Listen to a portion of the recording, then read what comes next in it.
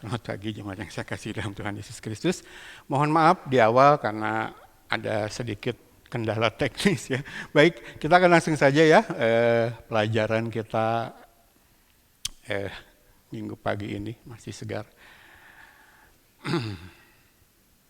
Ya, kemarin kita sudah menyelesaikan ya pertanyaan yang masuk yang kedua, yaitu hal sangkal diri tidak boleh bersenang-senang di dunia ini. Jemaat sudah mendapatkan jawabannya ya. Jadi semakin kita mendapatkan jawaban demi jawaban dari apa yang menjadi pertanyaan manusia, semakin kita mengenal pribadi Allah lewat kebenaran firman, kita tuh akan menjadi orang Kristen yang semakin pede. Ya, kehidupan kita nggak terlalu lagi terpengaruh oleh pengaruh dari luar, apa kata orang, apa yang terjadi di sekitar kita. Saya mah berserah sama Tuhan, berharap sama Tuhan.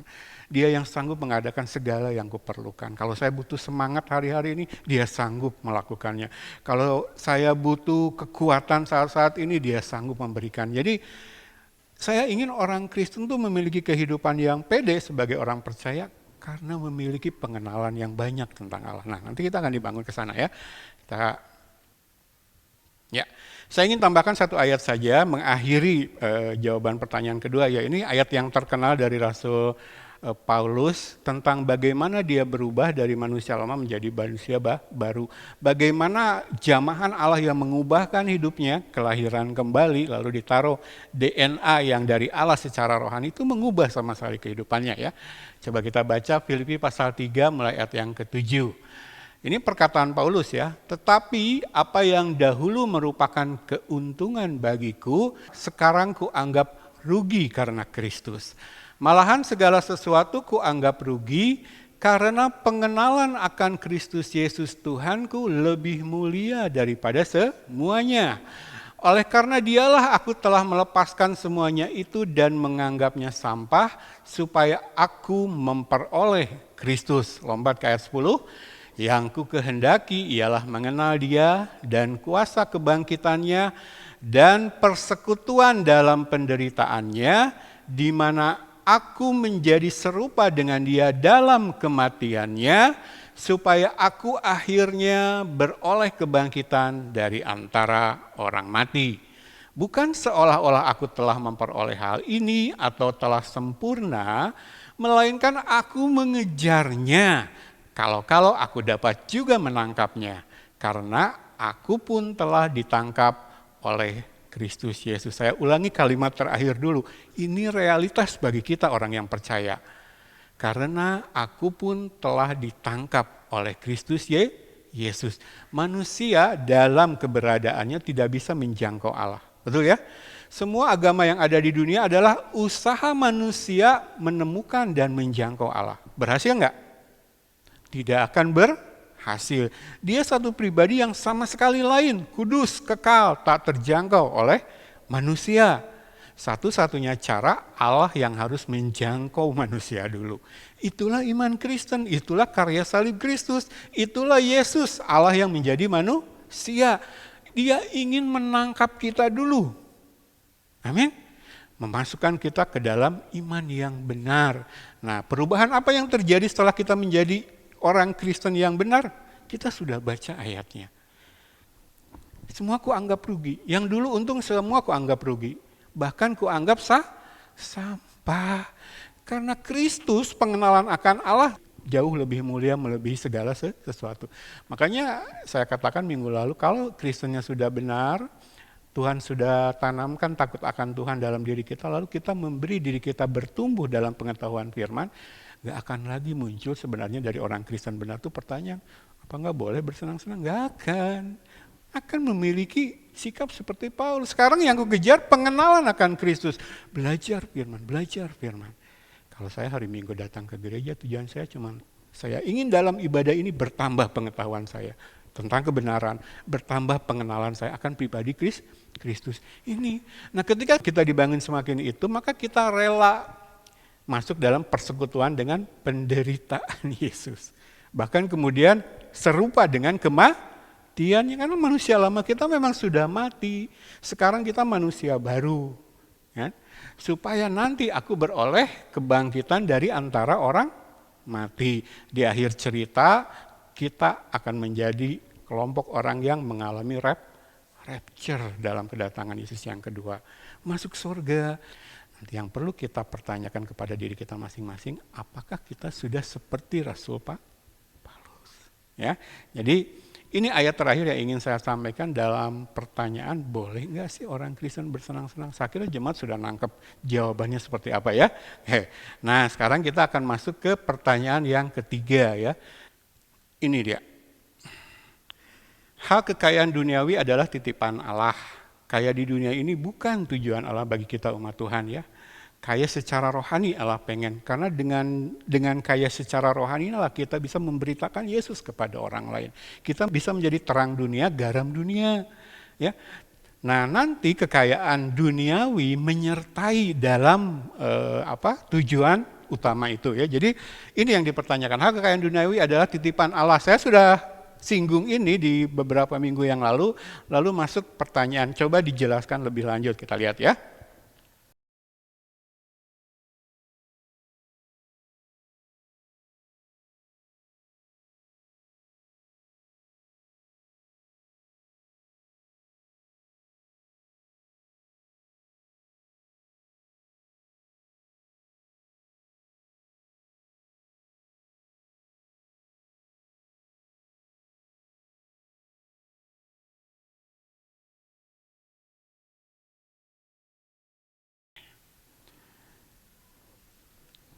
Baik, nah karena kita mulai minggu kemarin dari kitab Pengkhotbah, kita masih ingin belajar lebih banyak dari Raja Salomo ya. Nah kalau kita buka kitab Pengkhotbah pasal yang ke-7, ini ayat yang terkenal juga, saya akan bacakan ya. Mulai ayat yang pertama. Nama yang harum lebih baik daripada minyak yang mahal, dan hari kematian lebih baik daripada hari kelahiran. Pergi ke rumah duka lebih baik daripada pergi ke rumah pesta, karena di rumah duka lah kesudahan setiap manusia. Hendaknya orang yang hidup memperhatikannya. Bersedih lebih baik daripada tertawa, karena muka muram membuat hati lega. Orang berhikmat senang berada di rumah duka, tetapi orang bodoh senang berada di rumah tempat bersukaria. Ini penjelasannya. Pandangan dunia suram. Kalau orang dunia baca ayat ini, kasihan amat ya orang Kristen. Kitab Pengkhotbah itu terkenal sebagai kitab yang dimiliki dalam Alkitabnya orang Kristen yang pandangannya sangat negatif, sangat pesimisme. Kita sudah belajar minggu lalu ya. Segala sesuatu sia-sia, kesenangan sia-sia gitu ya. Tapi kita sudah mengerti konteksnya ya, kita sudah jelaskan minggu lalu. Apalagi kalau baca teks ini, dikatakan kematian malah dipuja-puja.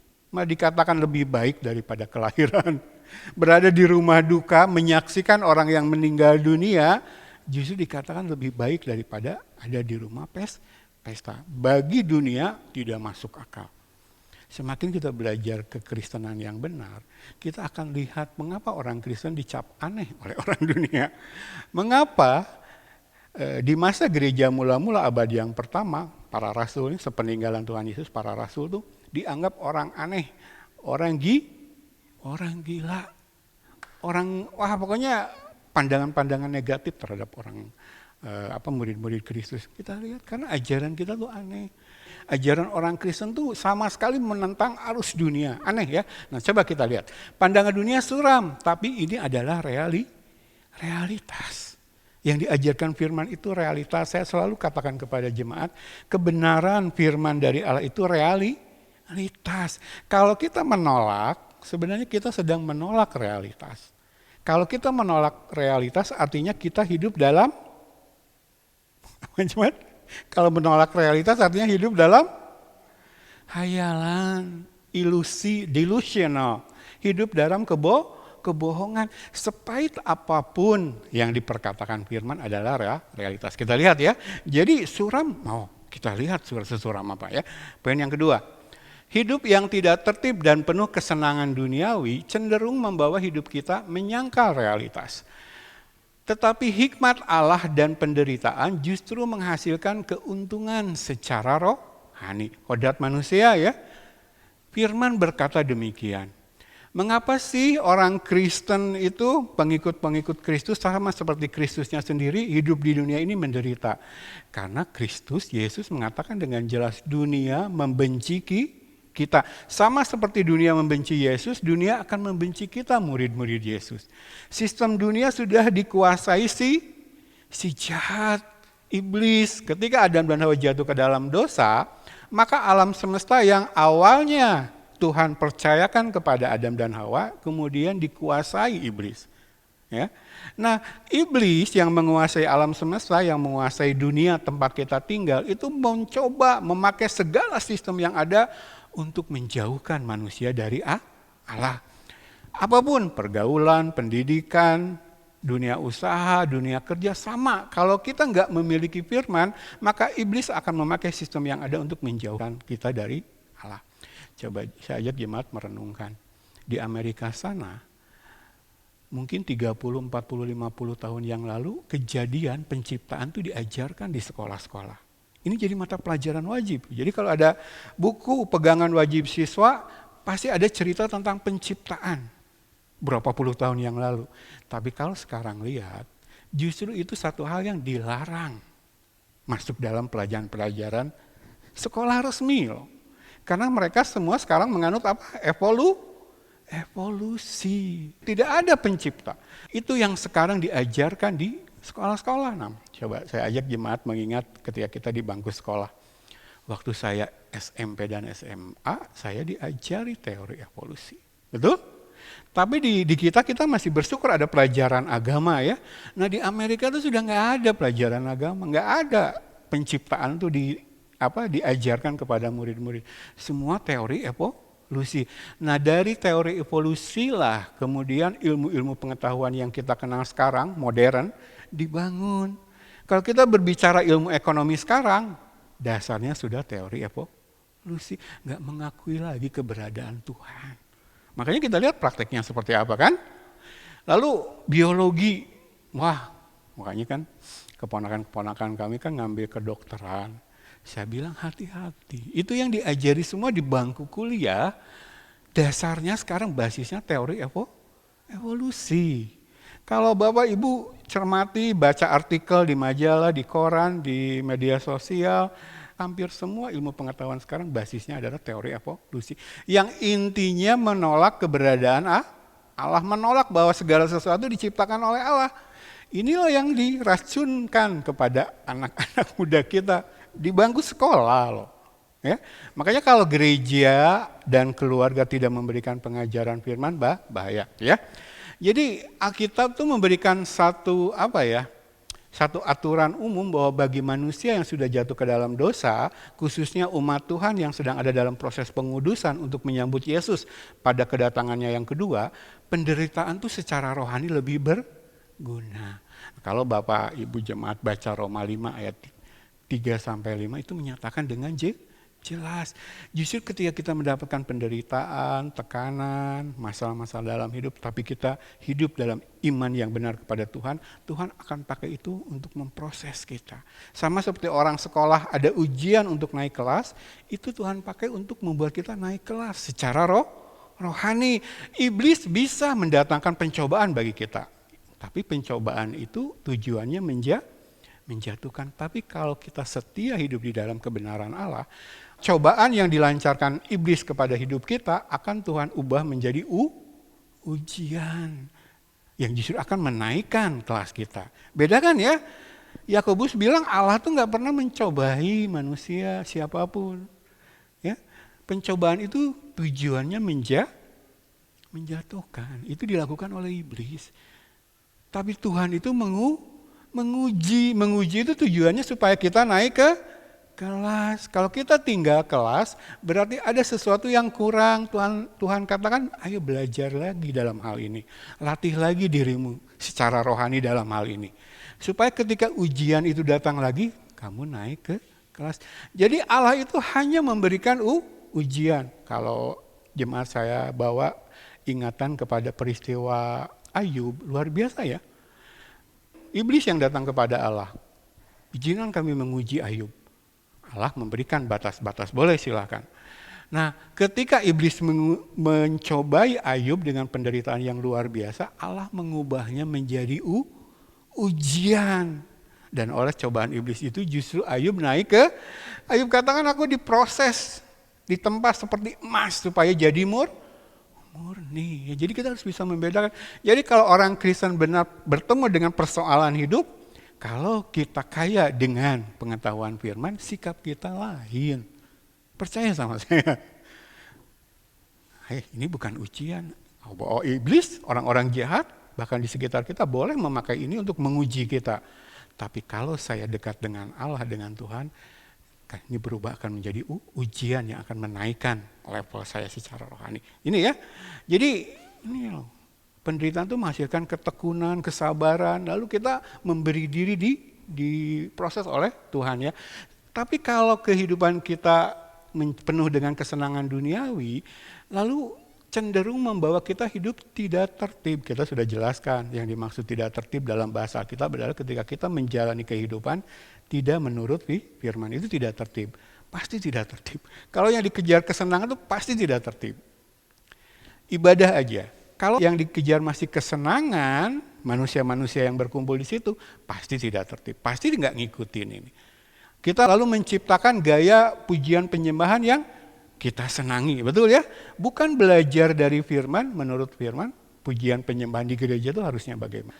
Lalu kita menciptakan program-program yang tujuannya menyenangkan manusia, bukan belajar firman, harusnya di gereja ketika kita berkumpul itu apa yang dilakukan. Ini identik, kita harus sadar bahwa dalam keberdosaan kita, hidup yang tidak tertib dan kesenangan duniawi itu cenderung membawa hidup kita menyangka realitas. Ketika kebenaran disampaikan kepada kita, kita menolak karena itu tidak kita sukai. Padahal sekali lagi kebenaran itu realitas. Lanjut ya. Yang ketiga, inilah realitas. Yang mau disampaikan teks Alkitab ini. Hidup manusia ada kesudahannya. Makanya Allah katakan lebih baik kamu ada di rumah duka deh. Ketika kamu diperhadapkan dengan realitas pada akhirnya semua manusia akan meninggal dunia, kamu tahu hidup kamu ada kesudahan. Dari situ dulu. Kalau kita nggak pernah sadar bahwa hidup kita ada kesudahan, nah secara pengetahuan semua manusia tahu bahwa dia akan meninggal dunia di akhir hidupnya. Tapi apakah itu menjadi satu kompas dalam hidupnya yang kemudian menjadi pedoman, menjadi tuntunan, menjadi pertimbangan dalam dia melakukan segala sesuatu. Nah orang berdosa itu tidak. Karena mereka tuh ada yang di ekstrim satu berkata, mati, masuk neraka. Ada loh, saya sudah pernah ketemu orang yang saya layani seperti itu sikapnya. Kristen. Ketika dikasih nasihat firman, sudah, bro, yang penting saya ke gereja tiap minggu, apa yang bisa saya lakukan. Masalah saya ke neraka nanti ke neraka. Ya. Jadi kesadaran bahwa hidup manusia ada kesudahan itu, kalau minggu kemarin kita dikasih pagar oleh Tuhan tentang kesia-siaan ini. Ya.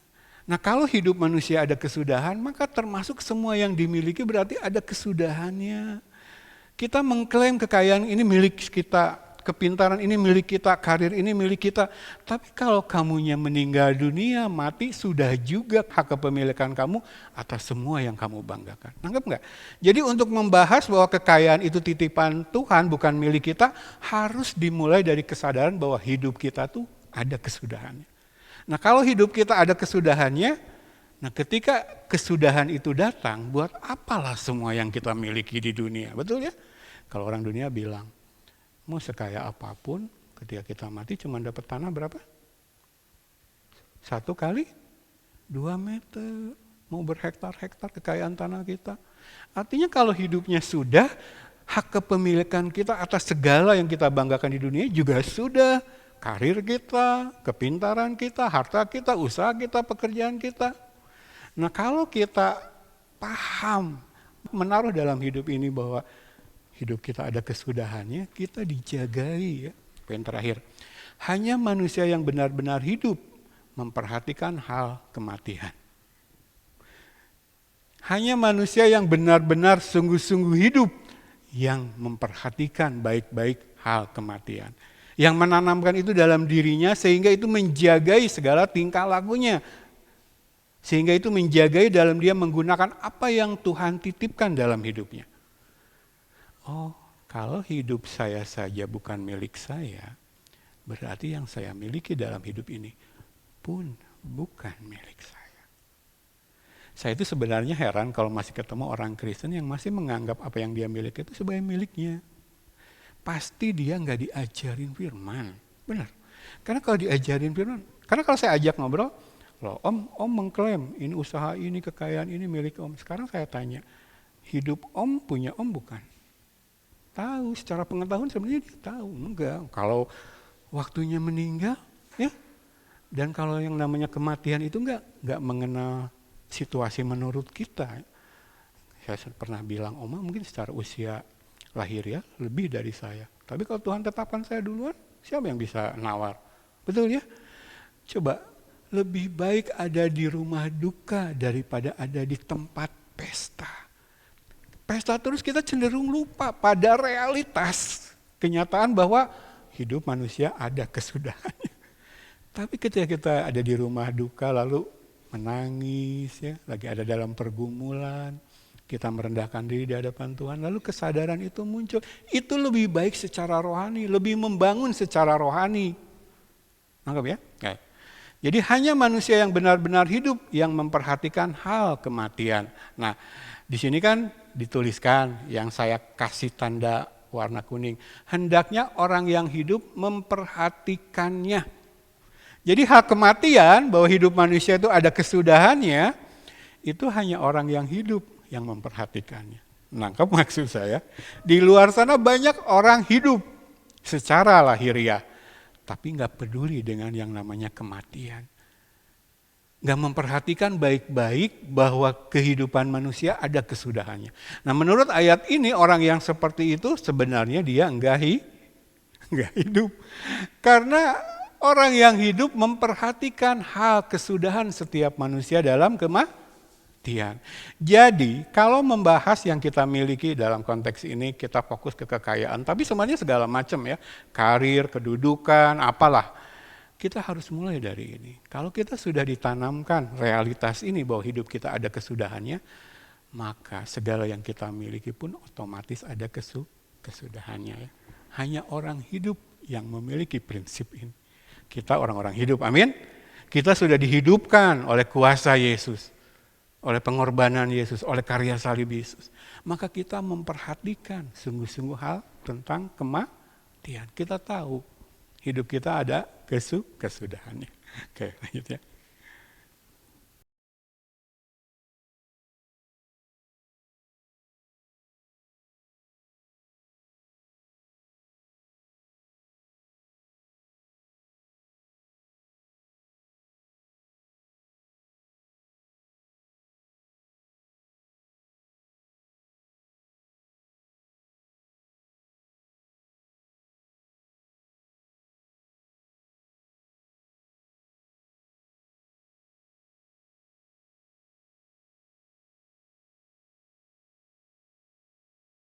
Nah, setelah kita sadar bahwa hidup kita ada kesudahannya, maka yang kita miliki semua pasti ada kesudahannya, baru kita ke sini.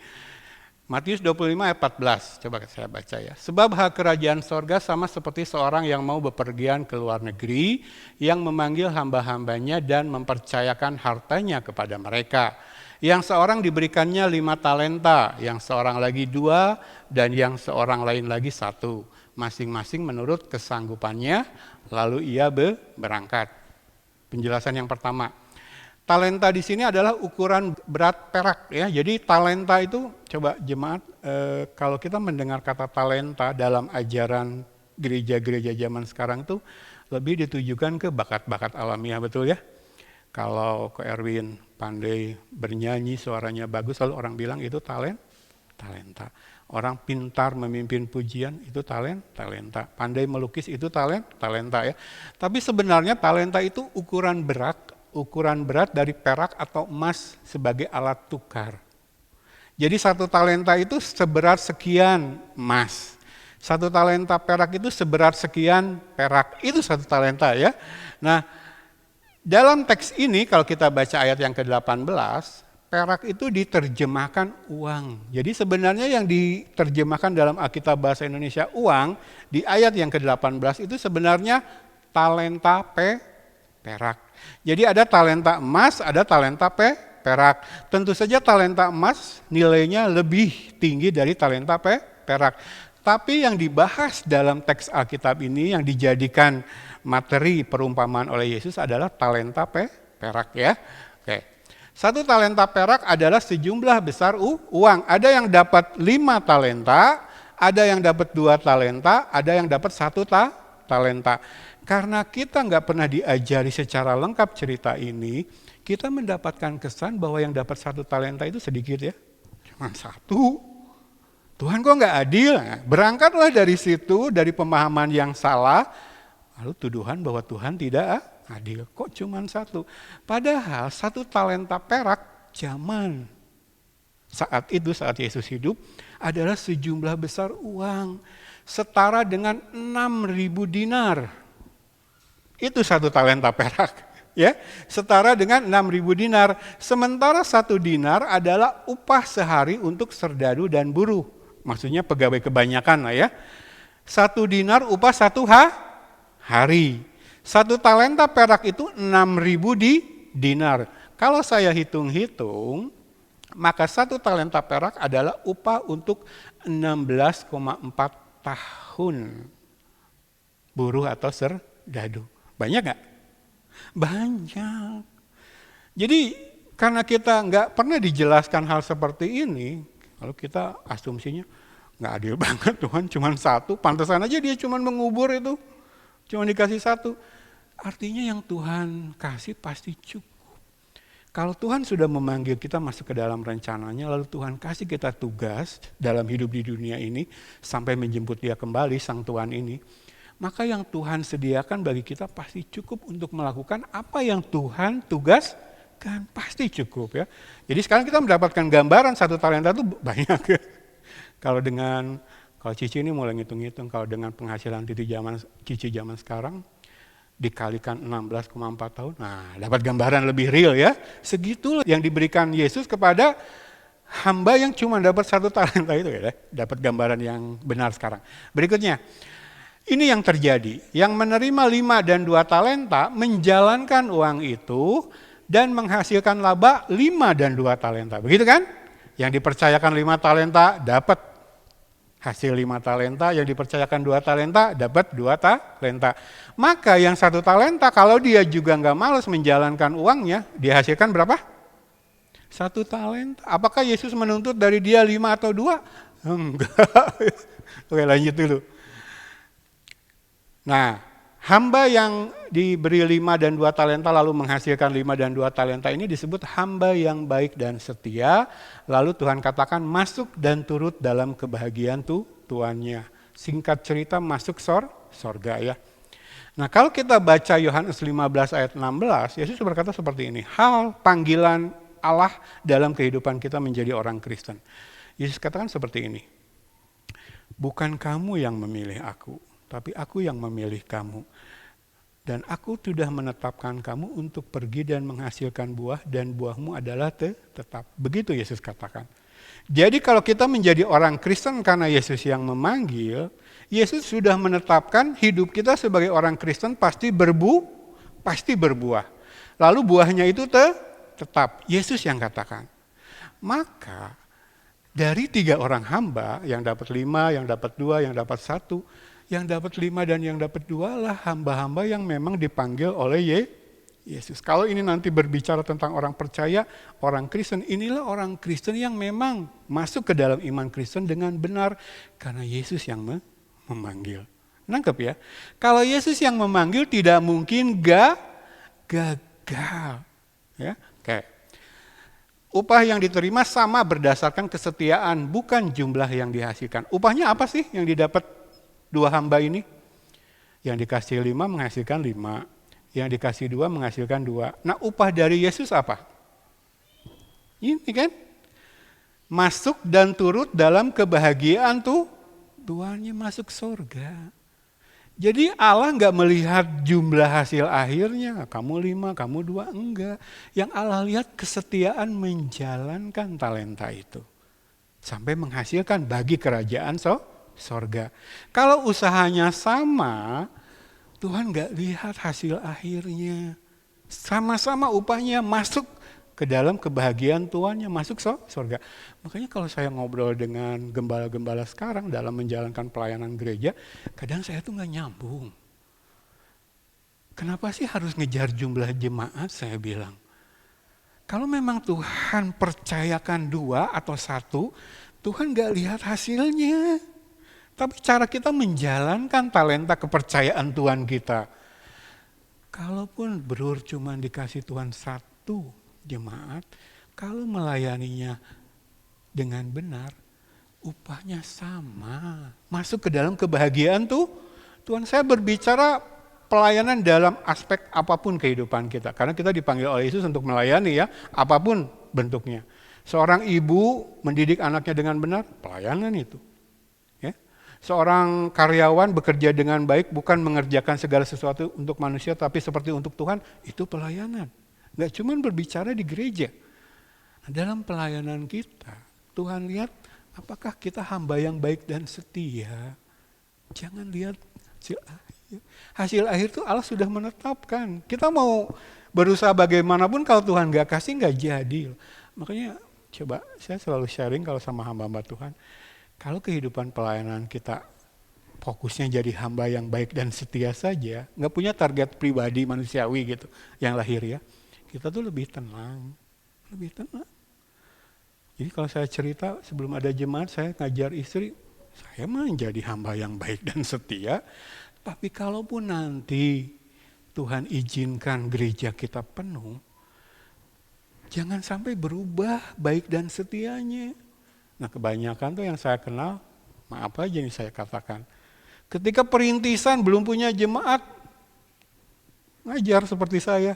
Tapi ketika jemaat sudah penuh, lalu mengalir dari situ secara finansial, kenyamanan, berubah. Makanya jangan kejar target manusia. Kita lebih tenang loh. Nah ini dalam konteks saya pelayanan hamba Tuhan. Tapi setiap kita dalam menjalani hidup, ikut sajalah apa yang kata firman. Saya pengen jadi hamba yang benar dan setia, baik dan setia. Hasil akhir mah Tuhan sudah tetapkan. Nanggap ya maksud saya.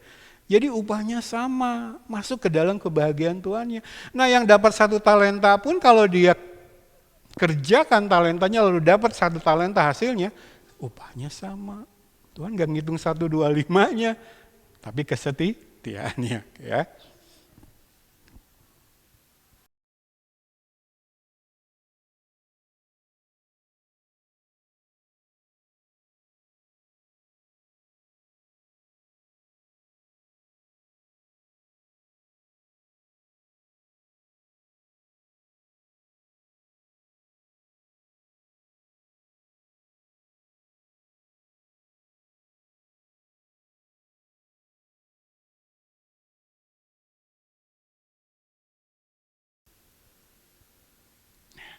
Sayangnya, yang menerima 1 talenta menggali lubang di tanah dan menyembunyikan uang tuannya.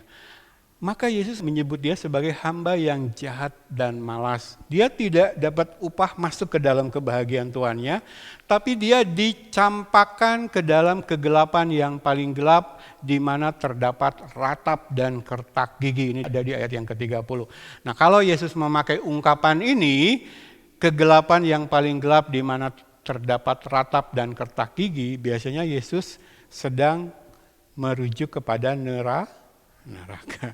Jadi kalau tadi masuk dalam kebahagiaan tuannya, pesta bersama tuannya, pernikahan anak domba nanti, yang ini masuk ke dalam neraka. Karena dia tidak memanfaatkan talenta yang Tuhan percayakan untuk kerajaan Allah. Nah sekarang saya tanya, selama ini pemahaman kita menggali tanah, lubang di tanah lalu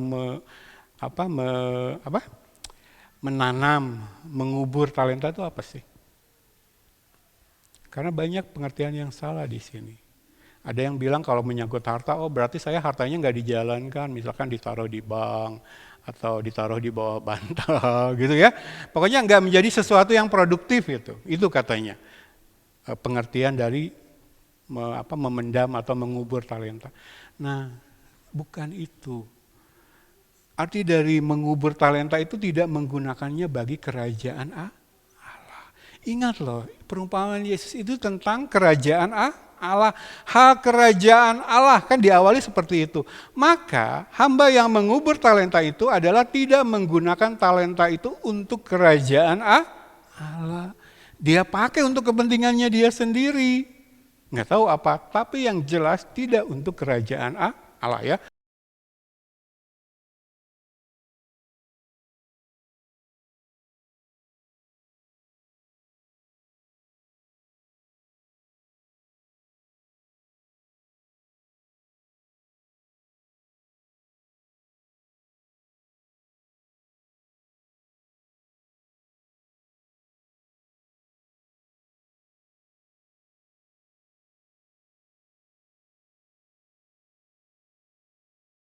Oke ya, ke sini lagi.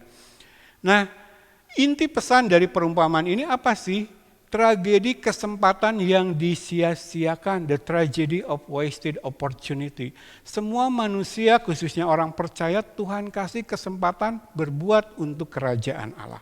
Apa yang Tuhan beri dalam kehidupan kita merupakan sarana untuk kita berbuat sesuatu bagi kerajaan Allah. Semua memiliki kesempatan yang sama dalam tanggung jawab yang berbeda-beda. Mungkin kita termasuk yang dipercayakan 5 talenta. Mungkin kita termasuk kelompok yang dipercayakan 2 talenta atau 1 talenta. Tapi toh upah yang akan kita terima kan sama. Masuk ke dalam kebahagiaan Tuhan kita. Maka 5 talenta, 2 talenta, dan 1 talenta ini berbicara kesempatan untuk berbuat bagi kerajaan Allah.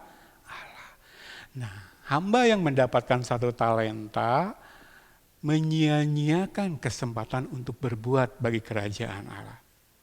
Nangkep ya?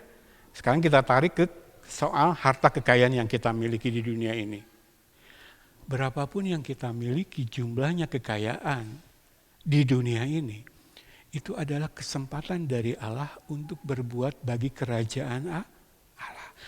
Menjalankan talenta artinya memakai talenta itu untuk melakukan sesuatu bagi kerajaan Allah.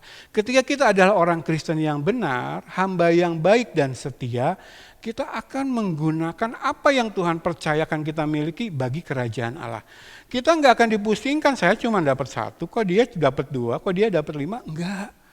Apa yang saya miliki bagi kerajaan Allah. Yang kita kejar tuh pribadi Yesus, pengenalan akan Allah. Karena hanya dengan itu kita bisa berbuat bagi kerajaan Allah.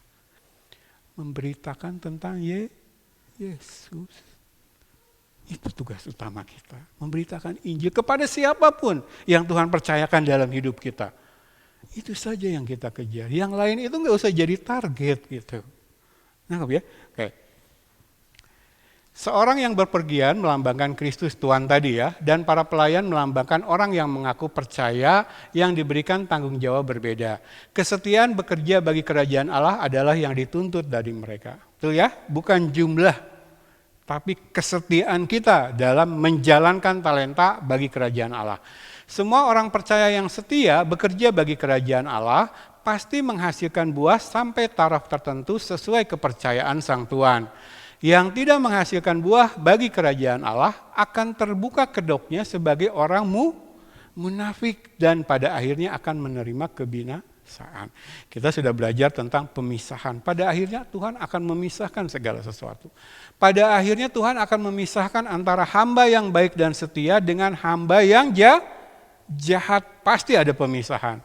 Hamba yang baik dan setia masuk dalam kebahagiaan Tuannya, sedangkan hamba yang jahat masuk ke dalam tempat kegelapan yang paling gelap, di mana di sana hanya ada ratap tangis dan kertak gigi ya.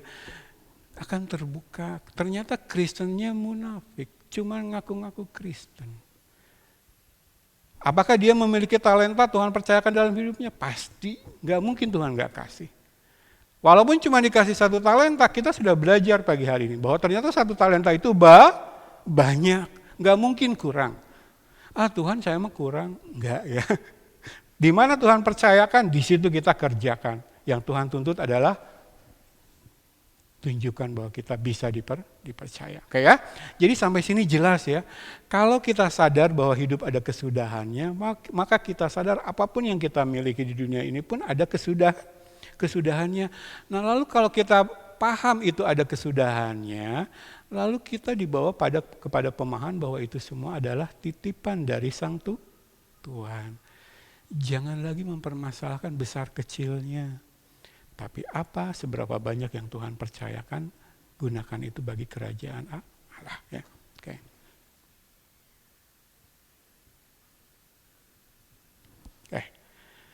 Ini ayat yang sekali lagi jarang juga dikhotbahkan, tapi ini sebenarnya ayat penting ya. Coba kita baca dulu, Kolose 1 ayat 15 dan 16.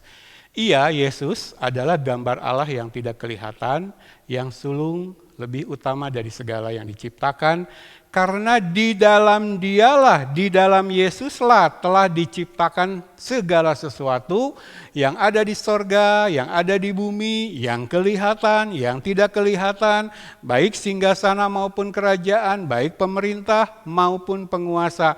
Segala sesuatu diciptakan oleh Dia dan untuk Dia. Segala sesuatu ada, hal-hal ciptaan, benda-benda ciptaan, semua diciptakan di dalam Dia, oleh Dia, untuk Dia. Apa saja? Ini. Segala sesuatu yang ada di sorga, yang ada di bumi, yang kelihatan, yang tidak kelihatan, semua diciptakan di dalam Yesus, oleh Yesus, untuk Yesus. Kalau saya pakai kalimat yang lebih sederhana, semuanya adalah milik Dia Sang Tuhan. Semua milik Tuhan. Kita berbicara kekayaan yang ada dalam hidup kita, yang ada dalam kepercayaan Tuhan kepada kita. Itu adalah milik semua milik Yesus. Ini realitas. Pada akhirnya nanti ketika Yesus datang kali yang kedua, Yesus akan mengklaim semuanya. Ini milikku, ini milikku, ini milikku. Ada Bapak A selama hidupnya membangga-banggakan, menyombong-nyombongkan kekayaan duniawinya. Ketika Yesus datang, ini milikku, ini milikku, ini milikku. Sebagai hamba, engkau memakainya untuk kerajaan Allah, tidak. Pada akhirnya semua akan berhadapan dengan realitas itu. Saya katakan percuma menyangka realitas ini. Saya selalu sampaikan kalau ketemu orang Kristen, lalu Tuhan titipkan kekayaan yang melimpah, lalu mengklaim, membanggakan, bahkan menyombongkan kekayaan, saya bilang, Bapak sedang hidup dalam hayalan. Kalau Bapak adalah orang Kristen lama, sudah berjemaat lama, Bapak nggak pernah diajari firman yang benar. Bapak sedang hidup dalam tipuan Kalau sudah mengklaim apa yang milik Yesus sebagai milik kita, jemaat kan tahu sekarang, pasti kita menggunakannya untuk kepentingan kita, bukan untuk kerajaan Allah. Tapi kalau kita menanamkan kesadaran kebenaran bahwa titipan Tuhan, Tuhannya sedang berpergian ke luar negeri, tapi Dia akan kembali. Dan ketika Dia kembali, Dia akan meminta pertanggungjawaban atas semua titipan yang Dia titipkan kepada kita. Hidup ini ada kesudahannya. Suatu saat ketika hidup kita sampai kepada kesudahan, kita akan bertemu Tuhan kita. Dan Tuhan kita akan menetapkan penilaian apakah kita termasuk hamba yang baik dan setia atau hamba yang jahat. Oke ya. Jadi semua milik Yesus. Ada ayat-ayat lain yang menyatakan bahwa segala hal itu milik Yesus. Allah menciptakan memang buat anaknya, buat Yesus. Allah membangkitkan satu umat pilihan, orang Kristen yang benar, orang Kristen yang sungguh-sungguh pun, itu pun bagi Yesus. Untuk menjadi serupa dengan Yesus ya. Nggak ada yang punya kita. Ya. Makanya ada di rumah duka itu lebih. Kenapa? Kita tuh kembali dihadapkan kepada satu realitas yang memang keras. Bahwa hidup manusia di dunia akan berakhir. Itu membawa kita kepada kesadaran, mendekatkan diri kepada Tuhan. Jadi jangan klaim lagi milik kita ya. Memang kalau Tuhan percayakan dalam hidup kita, Tuhan nggak akan biarkan orang lain mengganggu gitu. Ya kalau itu milik kita dalam tanda kutip, kalau Tuhan sudah percayakan itu milik kita. Tapi cara kita memakainya bagaimana, apakah untuk kerajaan Allah atau bukan, itu yang akan menentukan penilaian Allah ya.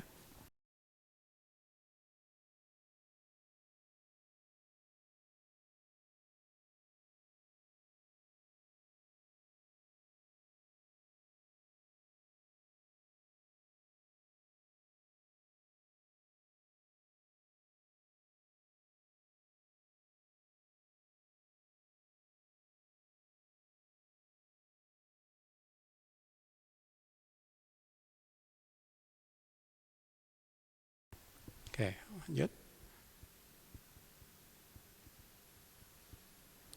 Nah, dalam ajaran gereja-gereja zaman sekarang tuh banyak kisah-kisah dalam Alkitab itu diselewengkan.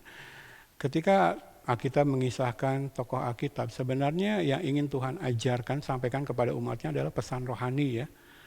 Walaupun kisah dalam Alkitab itu kisah kesuksesan duniawi, sebenarnya akhirnya tuh selalu pesan rohani. Karena orang percaya itu targetnya bukan makmur di dunia ini, tapi nanti ya. Nah, ada 3 kisah utama dalam Alkitab yang dipakai gereja-gereja sekarang justru untuk mengajarkan hal yang sebaliknya.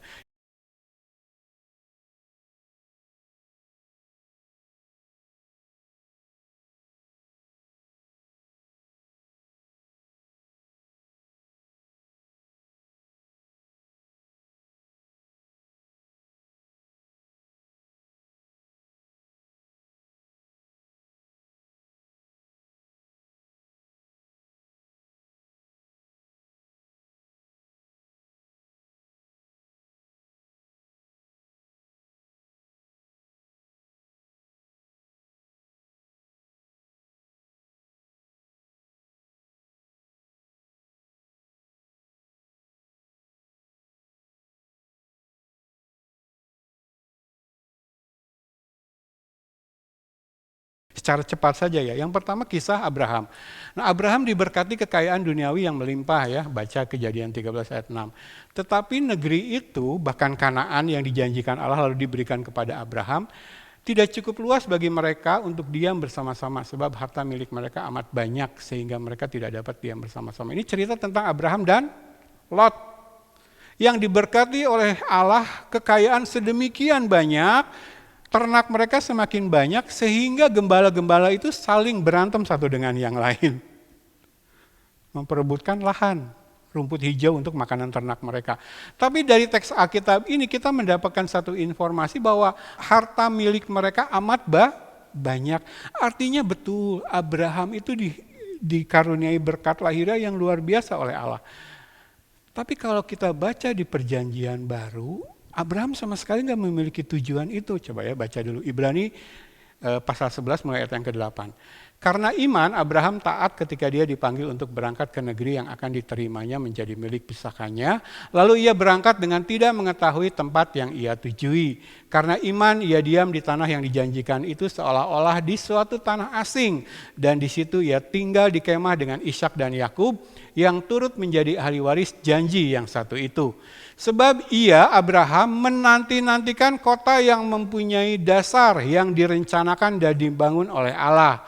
Tetapi sekarang mereka merindukan tanah air yang lebih baik, yaitu satu tanah air sorgawi.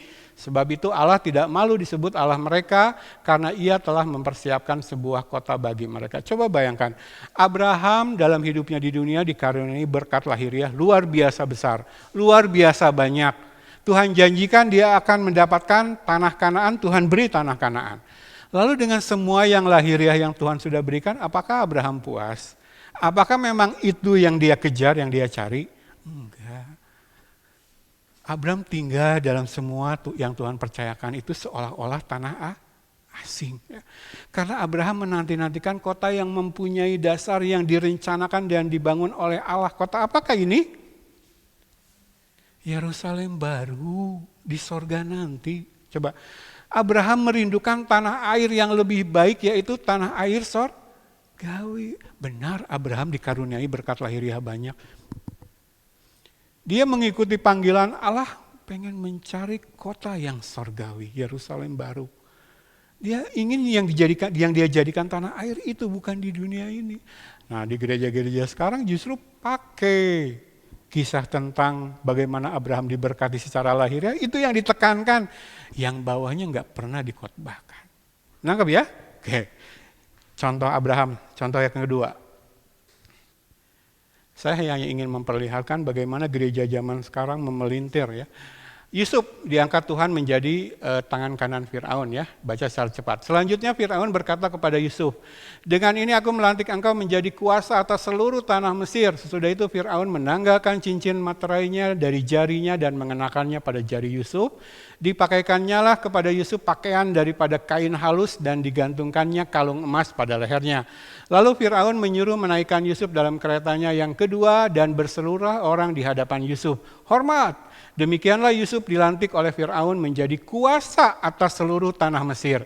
Berkatalah Fir'aun kepada Yusuf, akulah Fir'aun, tetapi dengan tidak setahumu seorang pun tidak boleh bergerak di seluruh tanah Mesir. Yusuf menjadi tangan kanan Fir'aun. Secara karir hebat ya, karir tertinggi yang bisa manusia dapatkan. Tapi apakah itu yang menjadi imannya Yusuf, yang menjadi pemahamannya Yusuf? Kenapa Allah taruh dia menjadi tangan kanan Fir'aun? Coba baca ayatnya ini. Kejadian 50 ayat 20. Ini perkataan Yusuf kepada saudara-saudaranya ya. Memang kamu telah mereka-rekakan yang jahat terhadap aku. Tetapi Allah telah mereka-rekakannya untuk kebaikan dengan maksud melakukan seperti yang terjadi sekarang ini, yakni memelihara hidup suatu bangsa besar. Yusuf luar biasa Tuhan angkat karirnya. Tapi kalau jemaat belajar dengan benar kisah hidup Yusuf sampai menjadi Perdana Menteri di Mesir, nggak ada satu ayat pun yang menyatakan memang itu yang Yusuf kejar, nggak ada. Yusuf menjalani semua itu sampai dijahatin saudara-saudaranya sendiri kan? Dijual, dimasukkan ke dalam sumur, dijual, lalu difitnah oleh istri Potifar, dimasukkan ke dalam penjara. Yusuf menjalani itu bukan ngejar ambisi pribadi. Coba, untuk memelihara hidup suatu bangsa. Israel dalam keadaan kelaparan. Allah memiliki rencana kekal buat bangsa Israel, betul?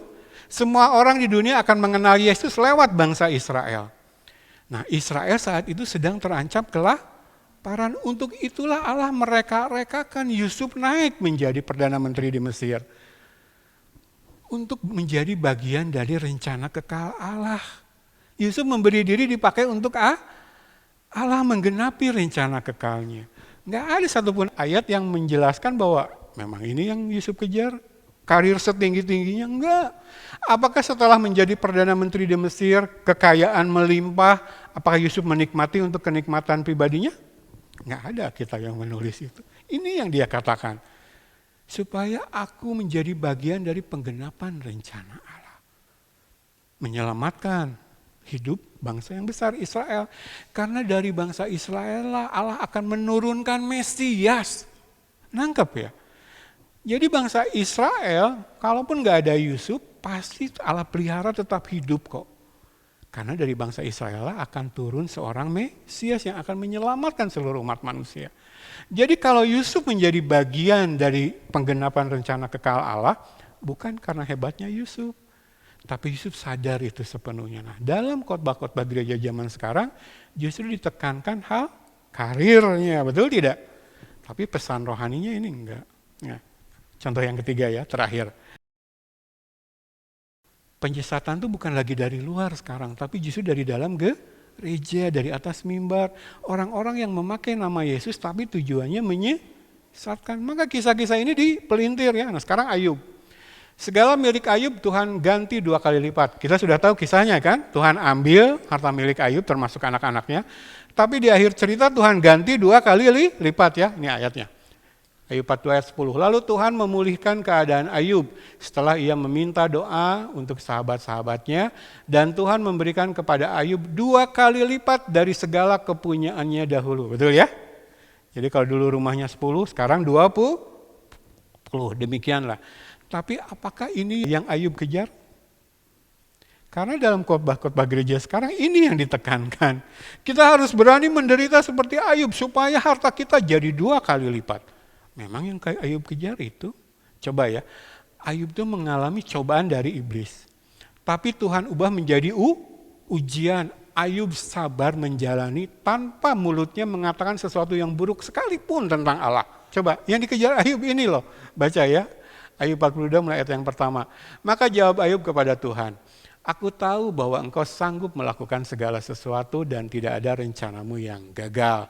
Firman-Mu, siapakah dia yang menyelubungi keputusan tanpa pengetahuan? Itulah sebabnya tanpa pengertian aku telah bercerita tentang hal-hal yang sangat ajaib bagiku dan yang tidak ku ketahui. Firman-Mu, dengarlah, maka akulah yang akan berfirman. Aku akan menanyai engkau supaya engkau memberitahu aku. Perhatikan yang saya kasih tanda kuning. Hanya dari kata orang saja aku mendengar tentang engkau. Tetapi sekarang mataku sendiri memandang engkau. Oleh sebab itu aku mencabut perkataanku dan dengan menyesal aku duduk dalam debu dan abu. Secara rohani Ayub justru naik kelas. Karena dia sadar walaupun yang mencobai iblis, tapi di tangan Tuhan menjadi ujian. Dan ketika dia sabar menjalaninya, dia naik kelas. Apa yang diterima Ayub di akhir cerita? Dulu aku dengar Tuhan, apa kata orang. Tapi sekarang mataku sendiri memandang. Secara rohani, Tuhan menyatakan pribadinya lebih lagi kepada Ayub. Apakah Ayub senang dengan yang dia terima 2 kali lipat? Jadi baik dari kisah Abraham, dari kisah Yusuf maupun dari kisah Ayub, kalau kita belajar firman-Nya benar, enggak sepotong-sepotong, enggak dengan sengaja meninggalkan bagian lain, kita akan menangkap bahwa rencana Tuhan dalam kehidupan manusia, walaupun dalam perjalanannya menggunakan berkat-berkat lahiriah, tapi kalau orang itu hamba yang baik dan setia, maka yang dikejar sebenarnya bukan angka-angka yang lahiriah. Yang dapat 5 talenta, bagi dia bukan hasil 5-nya. Yang dapat 2 talenta, bagi dia bukan hasil 2-nya. Seharusnya yang dapat 1 pun bukan hasil 1-nya, tapi upahnya sama, yaitu masuk ke dalam kebahagiaan tuh. Ayub katakan, dikasih 2 kali lipat, bukan itu. Kamu pengen tahu apa yang saya peroleh dikasih di akhir kisah saya. Sekarang aku melihat Allah dalam kemuliaan yang lebih saya nggak tahu ya, karena orang Kristen sekarang tuh orientasinya sudah demikian duniawi lahir ya. Kalau saya perkataan ini meluap-luap nggak hatinya. Ketika kita bisa melihat Allah yang sebenarnya nggak terjangkau, pribadi yang lain sama sekali beda, kudus, kekal, tapi dia rindu menyatakan dirinya kepada manusia. Dan ketika kita bisa melihat Allah seperti yang Ayub katakan, sekarang mataku sendiri memandang engkau. Kalau orang itu belum dilahirkan kembali, belum Tuhan tanamkan rasa takut akan Tuhan, bukan Kristen benar, gak akan memandang ini sesuatu yang berharga. Maka yang dibahas yang di atas. Jadi diajarkannya seperti ini gereja-gereja sekarang. Jadi kalau jemaat mengalami penderitaan, pergumulan, sabar ya, Tuhan akan beri 2 kali lipat. Sekarang kedudukannya, nanti Tuhan kasih 2 kali lipat. Sekarang tabungan di rekening berapa? Tuhan kasih 2 kali lipat. Yang ininya gak pernah diajari. Sama seperti kisah Yusuf dan Abraham. Hati-hati. Nah, kita tarik ke pelajaran kali ini. Sekarang kita tahu kalau kekayaan itu titipan Tuhan dan apa maksud Tuhan. Abraham, Tuhan titipkan kekayaan yang bukan sedikit. Yusuf, Tuhan titipkan kedudukan yang bukan main-main. Ayub, 2 kali lipat dari semua. Tapi bukan itu. Baik Abraham, Yusuf maupun Ayub fokus kepada menjadi hamba yang baik dan setia. Tuhan percayakan 10, saya jalankan bagi kerajaan Allah. Tuhan percayakan 1 pun, saya jalankan bagi kerajaan Allah. Supaya saya nanti ketemu Yesus, Yesus berkata kepada saya, sabaslah engkau, hambaku yang baik dan setia. Masuklah, bergabunglah dalam kebahagiaan Tuhanmu. Di mana aku ada,